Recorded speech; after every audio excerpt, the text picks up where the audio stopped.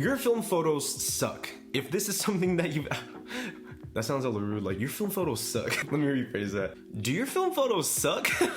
If you've ever made a film photograph or just got a roll after developing it back, and you notice that your images weren't great, maybe they were exposed weird, or they just weren't sharp, and they didn't have that quality that you see other film photographers have, most likely you are making a few mistakes down the shooting process that can easily be fixed. Now, I've been shooting film now for almost 6 years, and honestly, I've made so many mistakes in the past, and luckily I've learned from other photographers just through experiences online, as well as just asking a ton of questions, to know that there are a couple of things that you can do today to make sure that your film photos do not suck. And that's what we're going to be talking about today. I'm going to be addressing some of the main issues when it comes to why your photos aren't sharp, why they aren't properly exposed, or why your film photos just have weird colors. And be sure to stay till the very end of this episode, because I'm going to be sharing one of my personal secrets to get amazing looking film photos. Now, before we get started, if you want to support this channel in the most free way possible, please drop a like down below.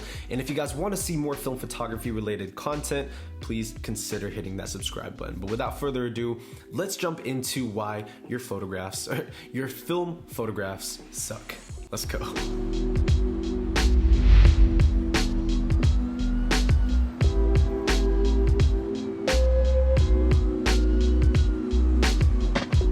Alright, so one of the main important things that you need to worry about when shooting film is, of course, your exposure. Now, any film photographer will tell you you need to expose your film properly, just because you don't want to underexpose your film, or maybe potentially overexpose your film to where it's just not looking good. So what can we do? Well, folks, use a light meter. If your camera has a built-in light meter, definitely use it. I know this might sound kind of basic and, dumb to even mention, but folks, I've made the complete mistake of just trying to shoot manual and not getting good exposure when I could have just relied on my light meter to make sure that all of my images are properly exposed. If your images ever came back super dark and grainy and had these weird color shifts, you probably underexposed your film. Or maybe you get your film back and all of the highlights are blown out and you barely have anything in the image. Chances are you probably overexposed the hell out of your film. And so even if you are just starting out and you want to learn manual exposure, definitely double check with your light meter just to make sure that you are properly exposing your film, because proper exposure goes a long way. Now, another thing that can make your photographs suck is just not really having sharp focus on your image. And a lot of times this is due to two main issues. The first one being you are shooting at an extremely shallow depth of field. Now, personally, when I was getting started, I remember bokeh was absolutely everything. Everyone was going for the 1.4, the 0.095 lens, and everyone wanted to shoot everything wide open. And while bokeh is great, it also makes your images extremely susceptible to not being sharp.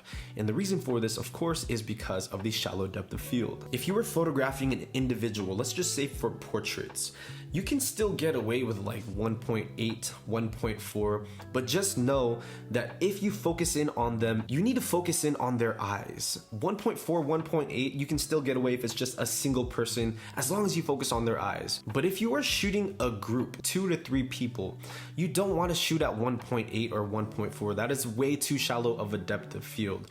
You want to shoot anywhere between f2.8 and 5.6.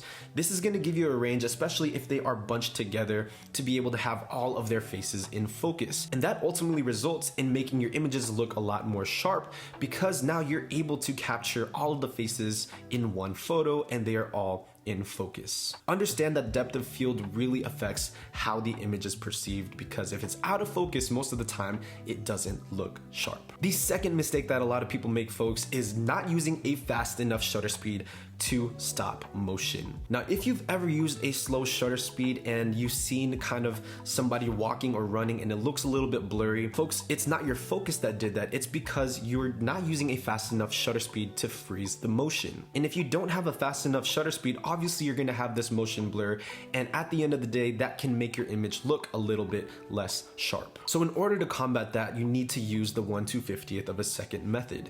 If you are photographing something that is going to be moving, your minimum shutter speed should be 1/250th of a second. That is the minimum shutter speed to freeze any type of action. So if you're shooting street photography and you want to kind of freeze the people in it, 1/250th of a second. If you're photographing with shutter speeds of like 1/15th of a second or even like 1/30th, especially if you're just hand holding your camera, the slightest little tilt in your camera, the slightest little movement can greatly affect how sharp your images look. So make sure you use a shutter speed that is adequate for what you are photographing. Again, 1/250th for freezing action, and anything after that, anything like 1/125th, 1/100th of a second, make sure they are still or just in a stationary environment.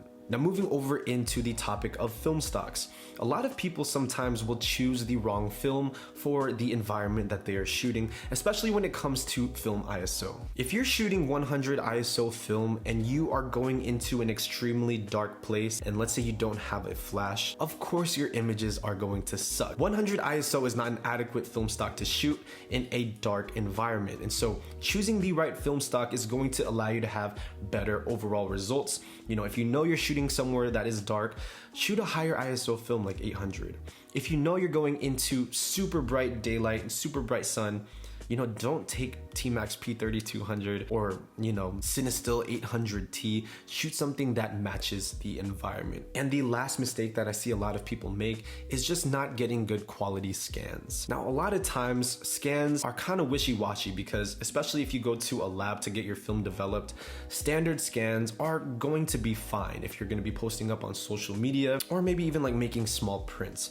But it's true when they say that the scan quality makes a huge difference. Now, I personally go to the Darkroom Lab and know they are not sponsoring this video, but they offer a couple of different scan options. So double check to see if your lab that you go to has different scan options, because, you know, if you're shooting 35mm, it may be worth it to get those enhanced scans, because 35mm being a smaller negative with a bigger scan resolution, you can pull out a lot more detail and you can also print it much larger. So anytime that I send my film out to the darkroom, I always try to get the highest resolution scan as possible, because 100% of the time it's going to pay off later down the road if I want to print it or if I just want to store and archive the photograph. Higher resolution scans make a huge difference. But at the end of the day, if you can practice all of these variables and make sure that, you know, you're implementing these things in your workflow, you're going to get far better images. But now, you guys, I want to share one little secret that I have to making much better film photographs, and it has to do mostly